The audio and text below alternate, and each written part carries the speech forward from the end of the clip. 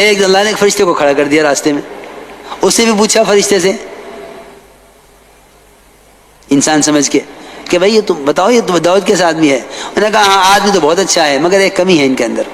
کہ کمی یہ ہے کہ یہ بیت المال سے اپنا ذاتی خرچ نکالتے ہیں, خود کما کے نہیں خرچ کرتے اپنی ذات پر. اسی وقت طے کر لیا کہ اب بیت المال سے خرچ نہیں لینا. ایسے ہوتے تھے حاکم. چنانچہ وہاں تو طے کر لیا کہ بیت المال سے نہیں لینا, اب کیا کریں؟ تو اللہ تعالیٰ نے کام دیا کرنے کے لیے, اور سب سے مشکل کام کہ جنگ میں پہننے والی زرہ بناؤ, جنگ کی زرہ تیار کرو.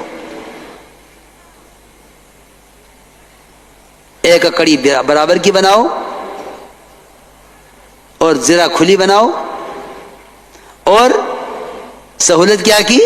من یتق اللہ یجعل لہ من امرہ یسرا, کہ لوہے کو ان کے لیے گوندھے ہوئے آٹے کی طرح نرم کر دیا.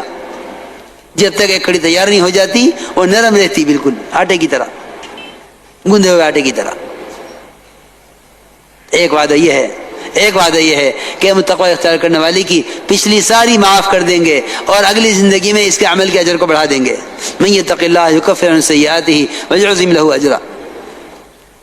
تو میں عرض کر رہا تھا میرے دوستو عزیزو کہ سب سے پہلے تقوی لاؤ کمائیوں میں, کیونکہ زنا کرنے والا, چوری کرنے والا, جھوٹ بولنے والا, شراب پینے والا, کسی کو اللہ نے نہیں فرمایا کہ یہ اللہ کے رسول سے جنگ کرنے والا ہے سوائے سود کھانے والے کے. کہ فرمایا کہ اگر سود سے باز نہیں آتے تو یہ اللہ کے رسول سے اعلان جنگ کیے ہوئے ہیں. اس لیے میرے دوستو عزیزو معاملات کو حکم پر لاؤ, پھر دیکھو برکتیں کہ معاملات کو حکم پر لاؤ. اگر معاملات حکم پر آ گئے تو گویا عبادات میں کمال پیدا ہو گیا, اور عبادات کا کمال تو اخلاق اور معاشرے میں سب چیزوں میں کمال پیدا کر دے گا. کہ عبادات تو تمام چیزوں میں کمال پیدا کرنے کے لیے ہے. اس لیے ہمیں دعوت کے ذریعے اپنی پوری زندگی کو بدلنا ہے. دعوت کے ذریعے پوری زندگی کو بدلنا ہے. میرے دوستو عزیزو, ہجرت وطن چھوڑنے کو نہیں کہتے, ہجرت کہتے ہیں ہر اس چیز سے رخ پھیر لینا جس سے محمد صلی اللہ علیہ وسلم نے روکا ہے, اللہ نے روکا ہے. ہر اس چیز سے رخ پھیر لینا یہ ہے ہجرت, ورنہ صرف ترک وطن ہجرت نہیں ہے. کتنی دنیا ہے جو وطن چھوڑ کے ملکوں میں کما رہے ہیں, ان کو مہاجر نہ کہا جاوے گا. مہاجر کون ہے؟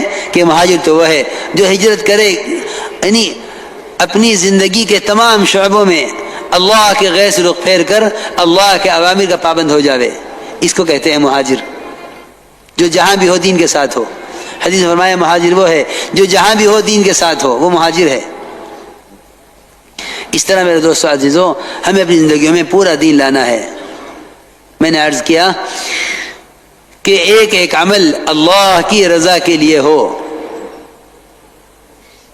کیونکہ حدیث میں آتا ہے کہ ادنا ریا بھی شرک ہے, ادنا ریا بھی شرک ہے.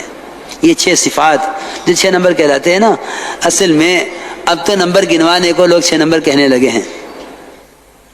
حضرت منتخب حدیث اس مقصد کے لیے لکھی تھی کہ ان صفات کو اپنے اندر پیدا کیا جاوے, ان صفات کو اپنے اندر پیدا کیا جاوے, اور یہ 6 نمبر احادیث کی روشنی میں بیان کیے جاویں. یہ 6 نمبر احادیث کی روشنی میں بیان کیے جاویں. الحمدللہ ہمارا معمول ہے ہر صبح روانگی سے پہلے اللہ کے راستے میں نکلنے کے خوب فضائل سنائے جاتے ہیں مجمع کو, تاکہ مجمع احتساب پر آ جاوے. اللہ کے راستے کی تکلیفوں پر کیا ملے گا, پیدل چلنے پر کیا ملے گا, بھوک پیاس پہ کیا ملے گا, بیماری پہ کیا ملے گا. صبح 1 گھنٹہ 1.5 گھنٹہ فضائل ہی سنائے جاتے ہیں اللہ کے راستے میں نکلنے والی جماعتوں کو. کیونکہ بھائی دوستو عزیزو بات یہ ہے, جب تک داعیانہ مزاج نہیں بنے گا استقامت تو کام پہ ہوگی نہیں. ہم تو اس کام کو ایک تنظیم سمجھ کر اس میں حصہ لیے ہوئے ہیں. وہ تو میرے دوستو صحابہ والا غم اللہ سے مانگنا پڑے گا. یہ کوئی قبولیت کی بات نہیں ہے کہ ہم نے اتنی دیر 2.5 گھنٹے یہ کام کر لیا. قبولیت جو مقبول ہو جاتے ہیں نا اللہ کے یہاں، وہ تو اللہ تعالیٰ ان سے کام لینے کا فیصلہ فرما لیتے ہیں. تو میں اس لیے عرض کر رہا ہوں کہ 6 نمبر یہ کوئی رسم نہیں ہے کہ کلمہ، نماز، علم و ذکر، اکرام، اخلاص، تفریح کا وقت. پچھلے چند سال پہلے کی بات ہے، مولانا احسان صاحب کہنے لگے میرے سے کہ وہ ایک آدمی نے 1.5 منٹ میں 6 نمبر بیان کر دیا. میں نے کہا 1.5 منٹ میں اس نے کیا 6 نمبر بیان کیے ہوں گے؟ نمبر ہی گنوائے ہوں گے. وہ تو ایک صفت سے متعلق حدیثیں یاد کرو تاکہ معلوم ہو کہ آپ صلی اللہ علیہ وسلم ایمان کسے فرما رہے ہیں، نماز کا کیا معیار ہے، علم کسے کہتے ہیں، ذکر کسے کہتے ہیں. وہ تو احادیث سے معلوم ہوگا نا کہ ذکر کسے کہتے ہیں اور اخلاص کسے کہتے ہیں.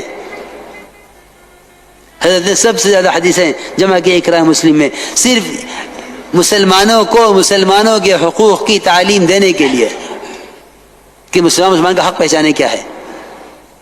مولانا ایسا فرماتے تھے ایک مسلمان کا مقام بیت اللہ سے اونچا ہے، اور صحیح حدیث ہے.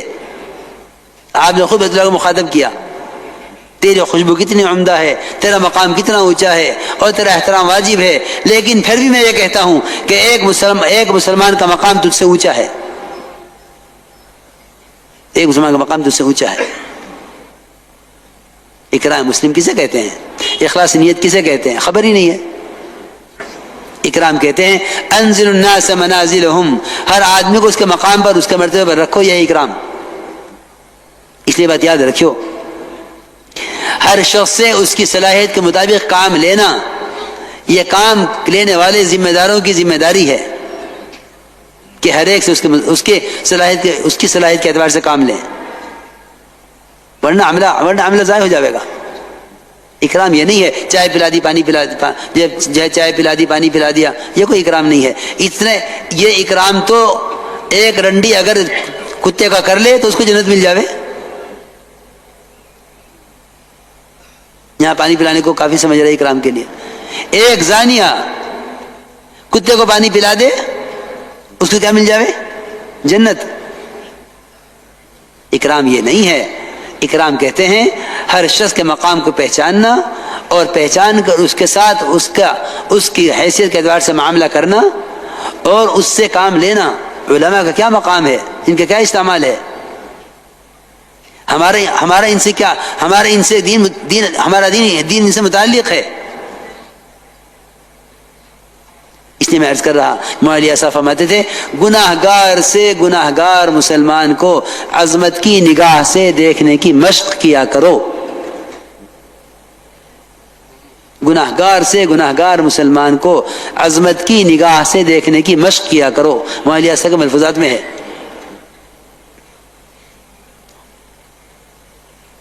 اس لیے میرے دوستو عزیزو، ہر ایک کا مقام پہچانو، ہر ایک کا مقام پہچانو.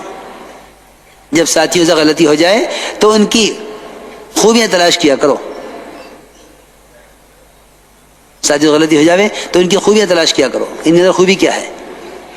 آپ صلی اللہ علیہ وسلم کے سامنے ایک جنازہ لایا گیا، آپ سے کہا گیا یا رسول اللہ جنازہ آیا ہے، کیونکہ آپ نے فرمایا ہوا تھا کہ کوئی بھی جنازہ آیا کرے تو مجھے بتایا کرو، میں آ کے نماز پڑھاؤں گا.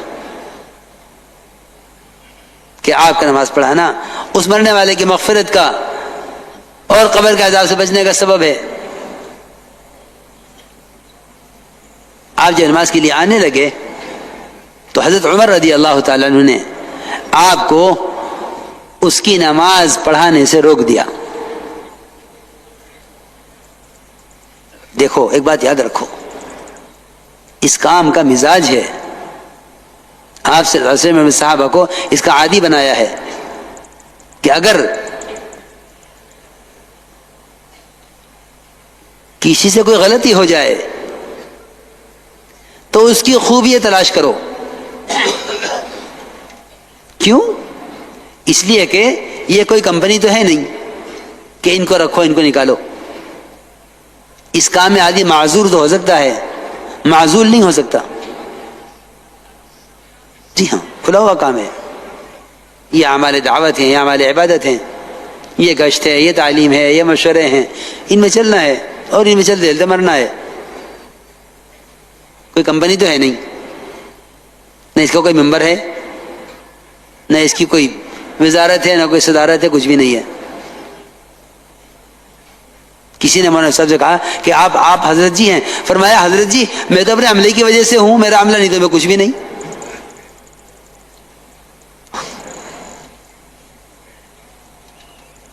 میں بہت ضروری بات عرض کر رہا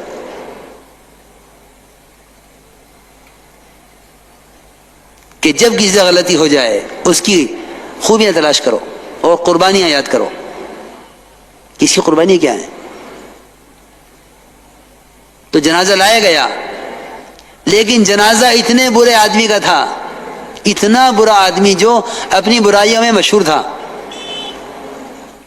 حضرت عمر نے روک دیا آپ کو, یہ ہے رسول اللہ, ہمیں اچھا نہیں لگتا کہ آپ اس کے جنازے پر کھڑے ہوں, آپ تشریف لے جائیے, اس کی نماز ہمیں سے کوئی پڑھا دے گا, آپ مت پڑھائیے. آپ نے اتنا سنتے ہی فوراً اعلان کیا مجمع میں, بھائی لوگوں تم میں سے کسی نے اس مرنے والے کو کوئی عمل کرتے ہوئے دیکھا ہے؟ ایک صحابی کھڑے ہوئے, عرض کیا کہ یا رسول اللہ, اس نے فلاں فلاں موقع پر اللہ کے راستے میں ایک رات پہرا دیا ہے. آپ نے فرمایا جو آنکھ اللہ کے راستے میں پہرا دینے میں جاگی ہے وہ آنکھ جہنم کی آگ نہیں دیکھے گی, وہ آنکھ جہنم کی آگ نہیں دیکھے گی. یہ درجہ ہے اس کا. ایک خوبی تلاش کرا اعلان کر کے صحابہ کے درمیان, اور فرمایا عمر پیچھے ہٹ جاؤ, تمہیں کوئی حق نہیں ہے کہ تم لوگوں کے اعمال کے بارے میں سوال کرو, ولیکن سر عن الفطرہ, کہ ہاں فطرت کے بارے میں سوال کر سکتے ہو کہ جنازہ مسلمان کا ہے غیر مسلم کا ہے, اتنا پوچھ سکتے ہو, لیکن تمہیں اعمال کے بارے میں سوال کرنے کا کوئی حق نہیں, پیچھے ہٹ جاؤ. آپ نے حضور کو پیچھے ہٹا دیا اور نماز پڑھائی. تو میں ایک بات عرض کر رہا کہ اکرام یہ نہیں کہ پانی پلا دو, کھانا کھلا دو.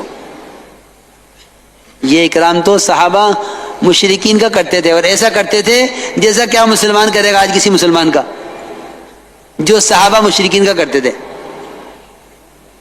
جہجہ غفاری کئی دن تک آپ کے گھر کا سارا کھانا خود کھا جاتا تھا, حالانکہ وہ کافر تھا, اسلام نہیں لایا تھا اس وقت تک. جی ہاں, صحابہ نرم ٹکڑا چھانٹ کے مشرک قیدی کو دیتے تھے, اس لیے وہ اسلام لاتے تھے کہ مسلمان کا معاملہ ہمارے ساتھ یہ ہے کہ ہمارا مہمان ہے, بڑے قید میں ہو, جو نرم ٹکڑا صحابی کے ہاتھ میں آوے وہ سب سے پہلے مشرک کو پیش کرے کہ لو اس کو کھلاؤ, ہمارا مہمان ہے. کہ ایسا مشرک کیوں نہیں اسلام لاوے کہ جس کو نرم ٹکڑے تلاش کر کے روٹی کے کھلائے جاویں.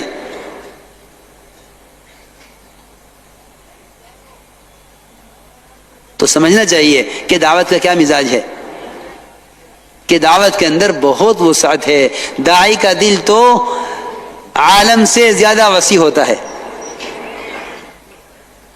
داعی کا دل بہت وسیع ہوتا ہے. تنگ دلی سے امت نہیں بنتی, تنگ دلی سے امت کبھی نہیں بنتی. دیکھو آپ صلی اللہ علیہ وسلم کے ایثار کے قصے اور آپ کے اپنے دشمنوں کے ساتھ معاملے, کہ ایک نے یہودیہ نے آپ کو زہر دیا, فرمایا کہ جب اللہ نے مجھے بتا دیا کہ اس میں زہر ہے تو اس سے کیا بدلہ لینا, یہودیہ سے چھوڑو. ایک نے آپ پر سحر کیا, اللہ نے بتا دیا فلاں نہیں کیا ہے, میں صحابہ نے کہا دیکھیں کہ نہیں چھوڑ دو, جب اللہ نے مجھے ٹھیک کر دیا تو کیا ضرورت بتانے کی کس نے کیا. زہر کا اثر بھی آپ پر ہوا, سحر کا اثر بھی آپ پر ہوا, لیکن درگزر کر دیا کہ معاف کر دو. اس لیے میرے دوستو عزیزو یاد رکھنا کہ اس امت کو اجتماعیت کے اسباب دیے گئے ہیں, اس امت کو اجتماعیت کے اسباب دیے گئے ہیں. کہ ایک سو اجتماعیت کے دیا گیا کہ نبی جی آپ نرم ہو کر رہیے, اور دوسرا اجتماعیت کا حکم یہ کا عمل یہ دیا گیا کہ آپ درگزر کیجئے, اور تیسرا عمل یہ دیا گیا کہ آپ امام والے کے لیے استغفار کیجئے, اور چوتھا کام یہ بتایا گیا کہ آپ ساتھیوں سے مشورہ کیجئے. یہ چار کام بتائے گئے ہیں اجتماعیت کے لیے. اس لیے اللہ کی مدد تو اجتماعیت کے ساتھ ہے, اللہ کی مدد تو اجتماعیت کے ساتھ ہے. تفرق کے ساتھ کوئی مدد نہیں ہے،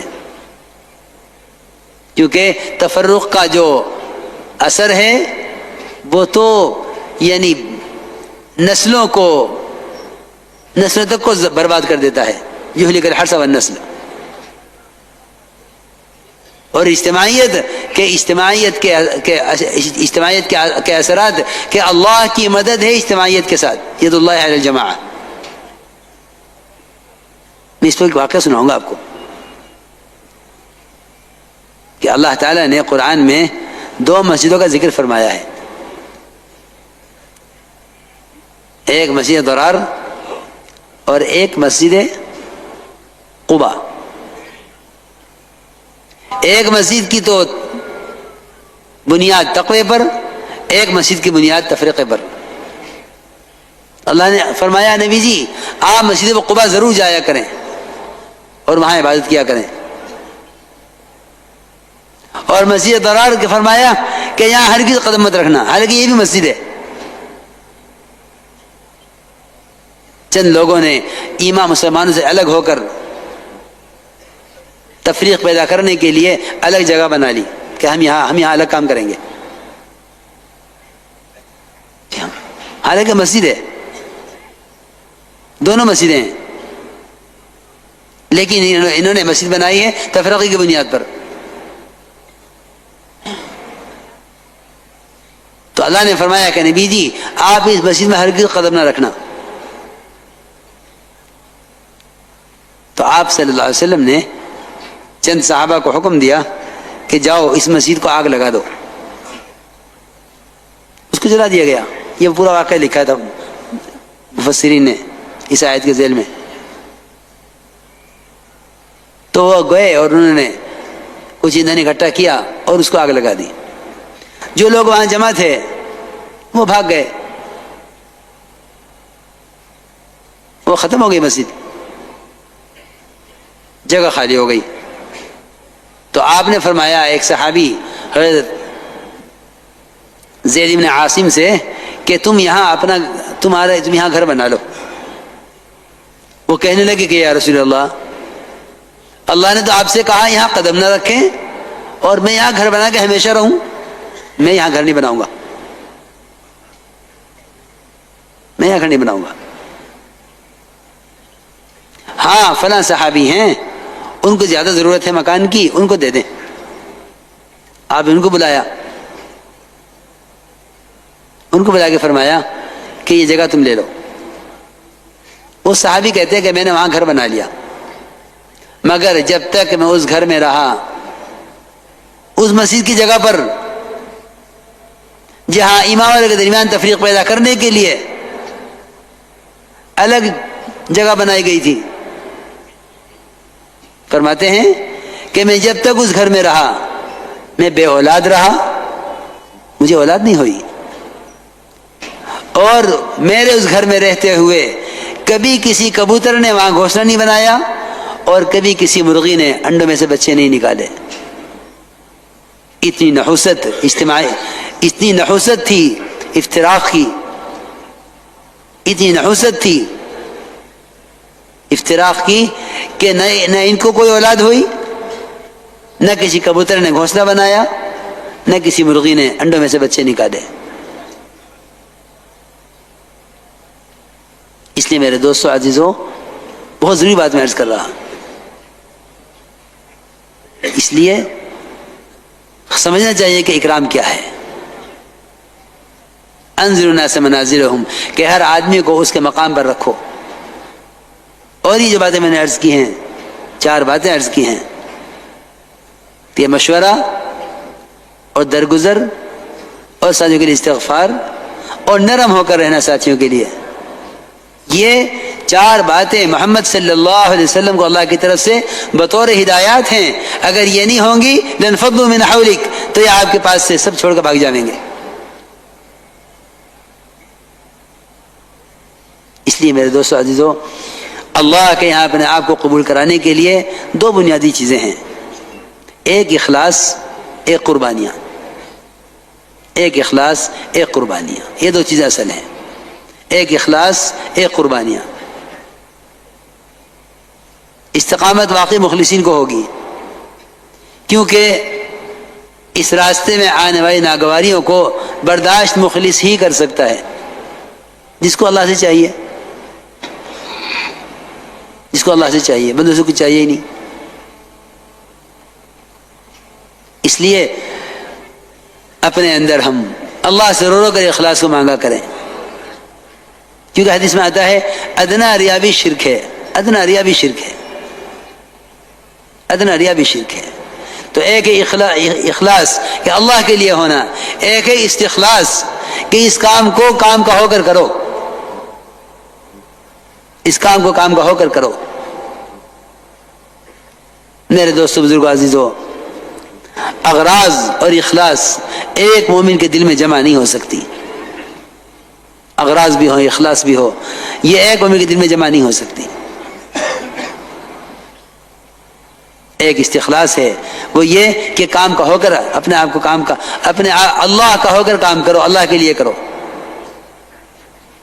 کیونکہ کام کے ساتھ کسی غرض کا جڑ جانا ہجرت کو باطل کر دیتا ہے۔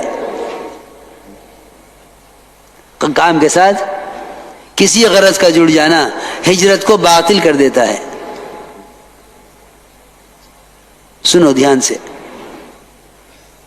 ہجرت کو باطل کر دے گا کام کے ساتھ کسی غرض کا جڑ جانا۔ میں آپ کو قصہ سناتا ہوں۔ ہوا یہ، بات اصل میں پیش اس لیے آئی، ایک جماعت جا رہی تھی ایک ملک میں، ایک جماعت جا رہی تھی ایک ملک میں۔ جماعت کے جانے کے وقت ایک صاحب اور آئے کہ جی مجھے بھی جماعت میں جوڑ دیا۔ بھئی تم پہلے سے کہاں تھے؟ تو ساتھیوں نے کہا کہ نہیں بھئی یہ تو اصل میں بہت اچھی انگریزی جانتے ہیں اور بڑے پرانے ساتھی ہیں، فلاں ملک میں انگریزی کی ضرورت ہے۔ میری بات بہت دھیان سے سننا بھائی،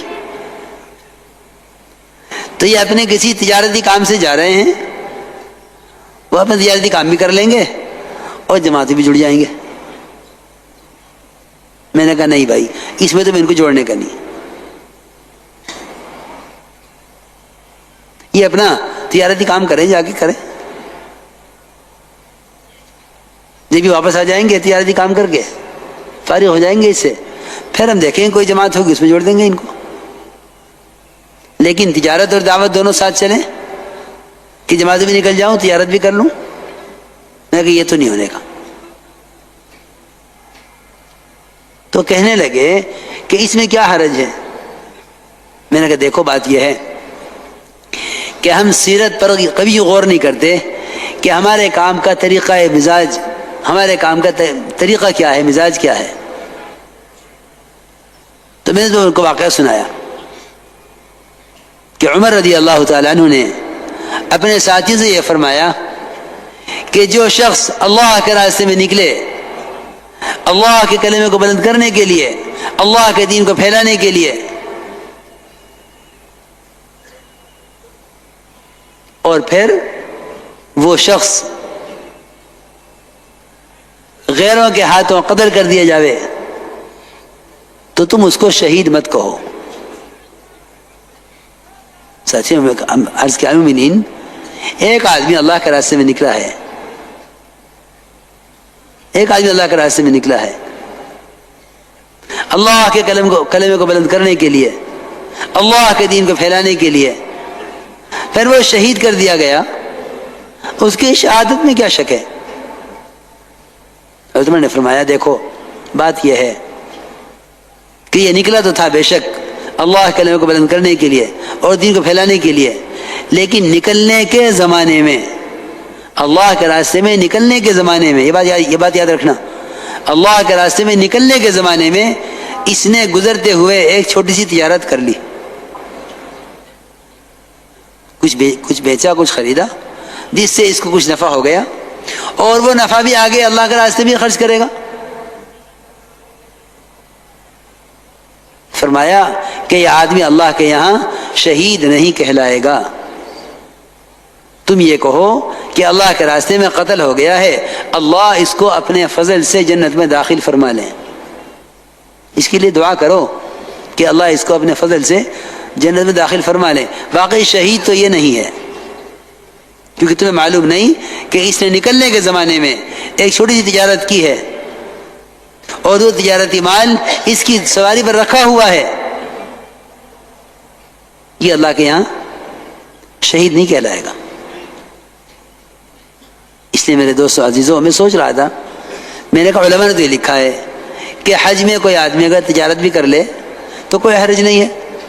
لیس علیکم جناح ان تبتغوا فضلا من ربکم، کہ تجارت بھی کر سکتے ہو حج کے ساتھ.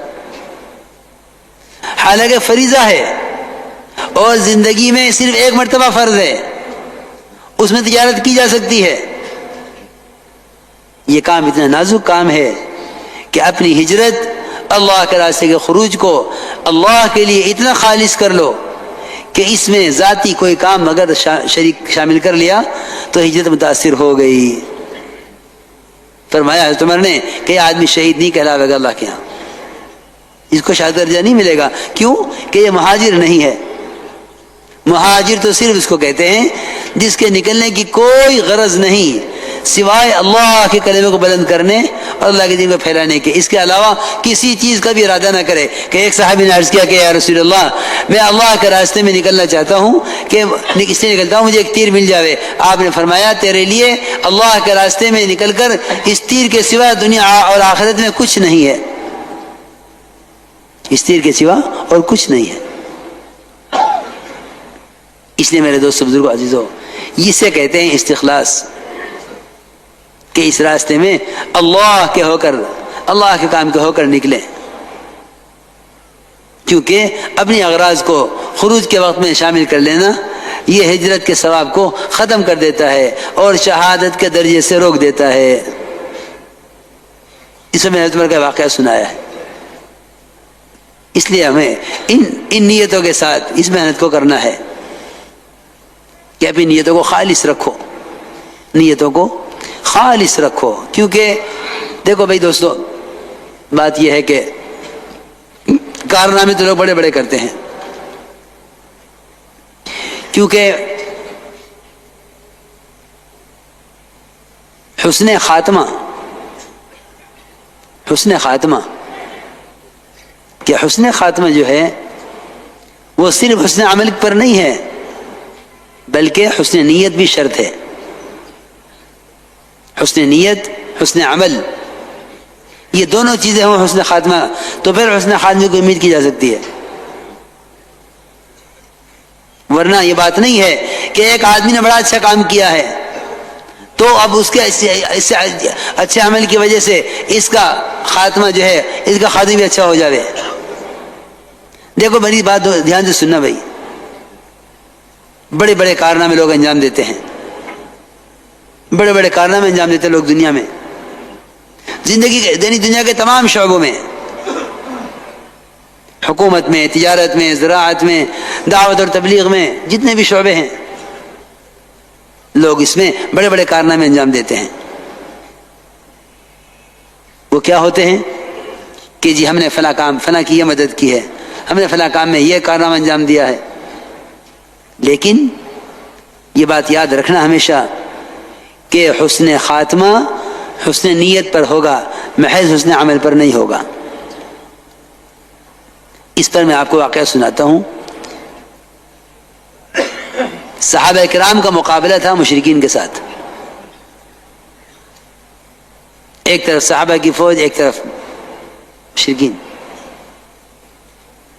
صحابہ فرماتے ہیں اچانک ہم نے دیکھا کہ ہمارے درمیان میں ایک آدمی، اور وہ اتنا زبردست حملہ کرتا تھا مشرکین پر کہ ایک ہی حملے میں اس نے 7-8 مشرکین کو قتل کر دیا. صحابہ فرماتے ہیں ہم حیران ہو گئے کہ یہ آدمی کون ہے. چنانچہ اس آدمی کی وجہ سے، قزمان اس کا نام تھا، قزمان کی وجہ سے صحابہ کو فتح ہو گئی اور مشرکین کو شکست ہو گئی. صحابہ حیران تھے پھر یہ جنگ کا میدان صاف ہو گیا، مشرکین چلے گئے، بھاگ گئے، فتح صحابہ کو ہو گئی. تو یہ قزمان کیونکہ زخم بہت آ گئے تھے تو ایک طرف پڑے ہوئے تھے میدان میں، سارے صحابہ جمع ہو گئے ان پر اور کہنے قزمان تمہارے لیے بڑی خوشخبری ہے، آج تم نے کمال کر دیے، تمہاری وجہ سے ہمیں فتح ہو گئی. قزمان نے کہا مجھے کہیں کی خوشخبری سنا رہے ہو؟ تم میری قوم کے لوگ ہو، تم میری قوم کے لوگ ہو، میں نے اپنی قوم کا ساتھ دیا ہے، خوشخبری تو اس کو سناؤ جس نے اللہ کے لیے کیا ہو. حالانکہ صحابہ کی مدد کی ہے، صحابہ کی مدد اسلام کی مدد. لیکن قزمان نے صاف کہہ دیا کہ میں نے تو، تم میری قوم کے لوگ ہو اس لیے میں نے تمہاری مدد کی ہے.